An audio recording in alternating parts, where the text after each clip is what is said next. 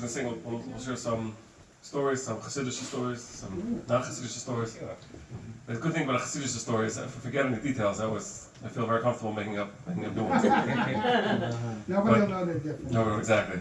Well, that's a different story. It's a slightly different version, you know? So a different Rebbe. So this story actually, in Shlomo Carlebah, was one of the first students to learn in the Lakewood Yeshiva with Rav Aaron Cutler, and there was a very small group, about 20 boys or less.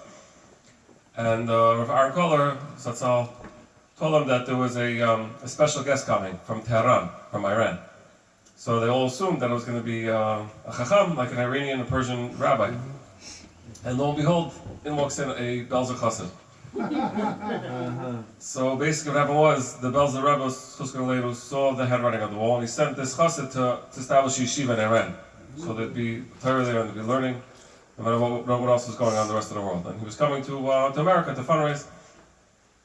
So, Reb Shlomo brought him some Hassidic farms, so we had what to learn. Anyway, so the last night he was there, they went for a walk around the lake in Lakewood.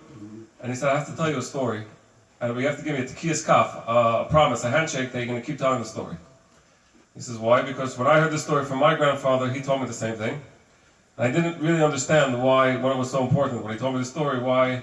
He says, now, after the 6 million, I understand why. And here's the story. Basically, in the times of the Hassidic Rebbe, Reb Elimelech of Lizensk, there was obviously in those days, the Jews didn't have it so well, and a lot of us were, living at the mercy of the local pirates, the landowners. And there was one Yid near Lizensk, and Moshe, and he owed money to his pirates, to his landlord.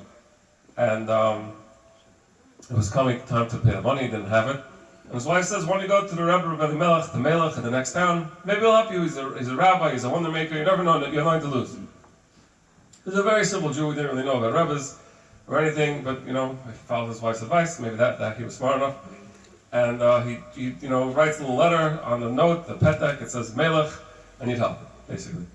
So he's traveling, he's walking to Lizensk, and on the way a whole wagon passes by, the Chos of Lublin, or Tali of Rapshitz, all the big Hasidim of Reb Elimelech were traveling, and the Chos of Lublin asked him, let me see the letter, let me see the kvittel.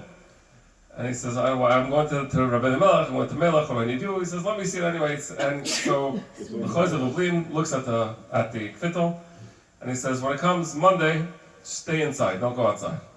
And this guy, Moshe, is like, okay, then ask you for your advice, thank you very much. Take me to Reb Elimelech. So Reb Elimelech looks at and Reb Elimelech obviously when he looked at the kvittel, he was able to tell that the Chos of Lublin already interfered. So he says to Moshe, when the pirates comes to you, ask him for 10,000 rubles. You owe him 5,000, ask him for 10,000. So Moshe was like, okay, this first guy was like half crazy, and the second, this rabbi, he's like, I don't know what to do. He's very heartbroken. He's very he forgets about the whole thing. Says forget it, waste of time. He goes home. He's going into the market Monday. His landowner meets him. He says, Moshe, where's my geld? Pay up. He says, I don't have it. He says, what do you mean you don't have it? He starts beating him. Mamash to an inch of his life. Moshe crawls home. He doesn't know what to do with himself. He's hiding in his house Monday, Tuesday, Wednesday. And, Baruch Hashem, he's getting a little health, but he's still very weak.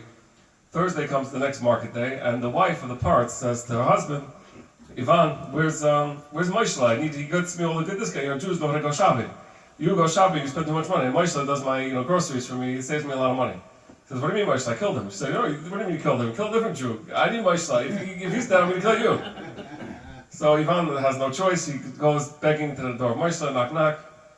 And Moshe is like, I'm not opening the door, he's going to finish me off. He says, please, I'll do anything. And all of a sudden he remembers what happened. The the advice that Reb Elimelech of Lizensk gave him. And he's like, okay, if you want me to open the door, I need 10,000 rubles. Cash. So he says, no problem, I'll do anything. He gives him the money. He reestablishes his business, and he does very well. So he remembers a few weeks later, it was this work, this going to Reb Elimelech. So he marches back to Reb Elimelech of Lizensk, to Reb Melech. And he says, thank you very much, you brought maybe a little present, something. And the Rebbe Elimelech looks at the Chos of Lublin and says, so your eyes, you can only see until the Makkah. But to be Mamash a big Rebbe, you have to see what comes after the Makkah.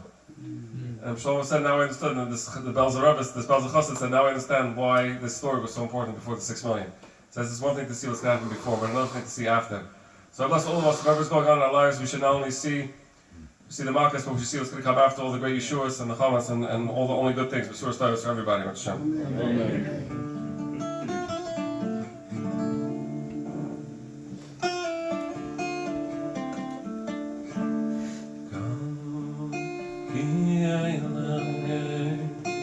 Salmo Besloy, Loy